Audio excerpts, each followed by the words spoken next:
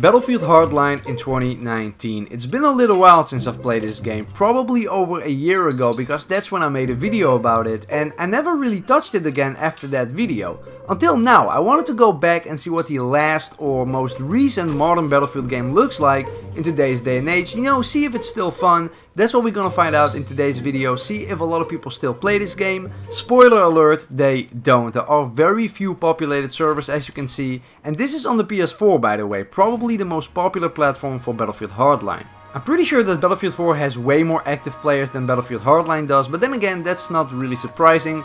Many people actually think that Battlefield 4 is the last modern Battlefield game, but it's actually Battlefield Hardline, even though a lot of people overlook it.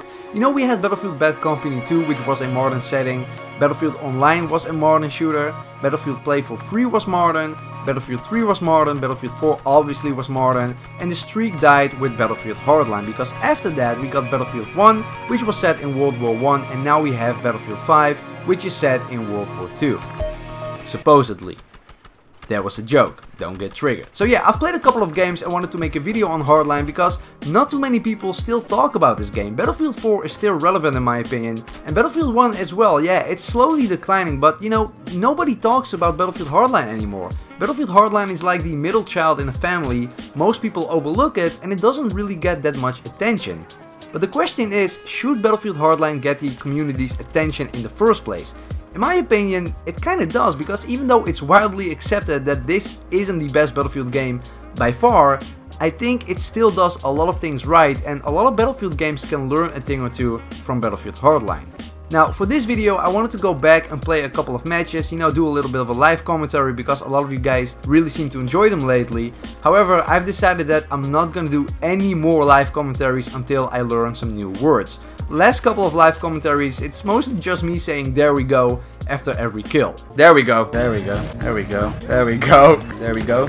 There we go! There we go. Get out of here, stupid horse. There we go. There we go. Oh, he threw a grenade. Oh, there we go. There we go. There we go. We actually got him. Oh, there we go. Headshot. There we go. There we go. Finally. There we go. That's a nice headshot. There we go. Headshot from that range. There we go. Yeah, I gotta expand my English vocabulary a bit. But anyway, let's talk about Hardline. So, you know a game is old when the menu message hasn't been updated. It still promotes Battlefield 1, not Battlefield 5. So if we go to the server browser, we can see just how populated this game really is. And it's not. Like I said, there aren't too many populated servers, and if you compare it for example to Battlefield 4 and Battlefield 1, it really shows just how much more popular those games are.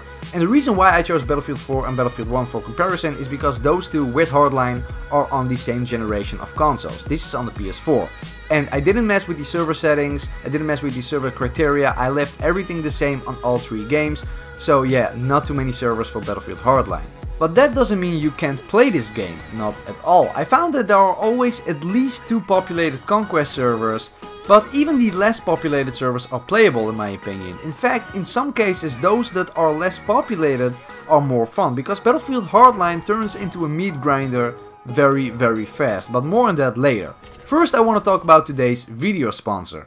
Skillshare. For the people who watched my last video, you probably know what Skillshare is, but for the people who don't know, Skillshare is an online learning community with over 25,000 classes, everything ranging from design to business and much more. For example, I just started a class about video editing to make more entertaining videos for you guys. But you can learn so much more with Skillshare, and right now, by using the link down below, the first 500 people can get 2 months for absolutely free, and after that it's just $10 a month. I think it's even less than $10. And premium memberships gives you unlimited access, so you can find classes and communities that fits you the most. So make sure to be amongst the first 500 people to use that link and learn a new skill, whether it be to help your career, you know, to fuel your creative mind, or you just want to learn some new things. Skillshare is the place to do it, so be sure to get that 2-month free trial with the link down below. Now back to Hardline. I quickly want to talk about what I think Battlefield Hardline does better than most Battlefield games, but also where it really falls short in the franchise.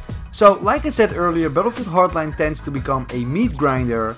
Like, I'm talking about worse than 24/7 locker on Battlefield 4. For some reason, you know, you still have 64 player support in Battlefield Hardline, obviously, but a lot of the maps, even on Conquest, are just way too small to have a tactical gameplay experience. For example, the footage you see in the background right now is on the map Grow House, And the map itself is actually pretty cool. You have a lot of flanking routes, a lot of vertical gameplay, which is a big focus point on multiple maps in Battlefield Hardline.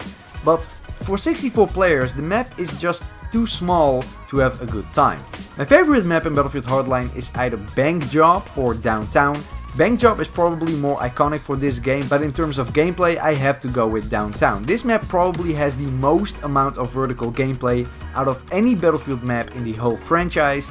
Now you can think of Siege of Shanghai from Battlefield 4 because it has a couple of tall buildings, or even Demavan Peak from Battlefield 3 because of the cliff you jump off.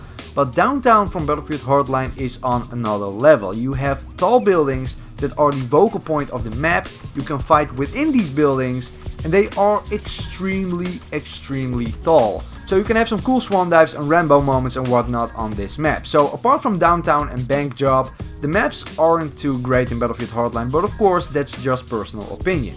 Another noteworthy thing in Battlefield Hardline is the insanely fast time to kill.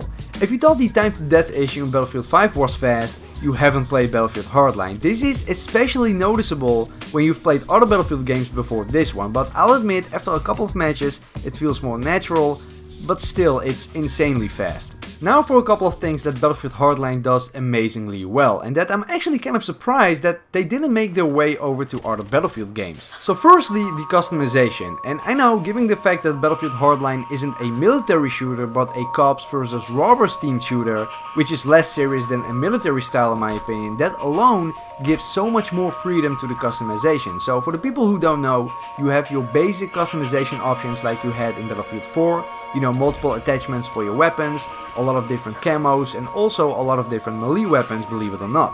But besides that, you also have the so-called gun bench. And this is a feature that allows you to completely customize your weapon as well as your soldier. And as you can see, it is really in depth and gives you room for a lot of personal choices. I can see why such a colorful customization feature hasn't been implemented in, let's say, Battlefield 1.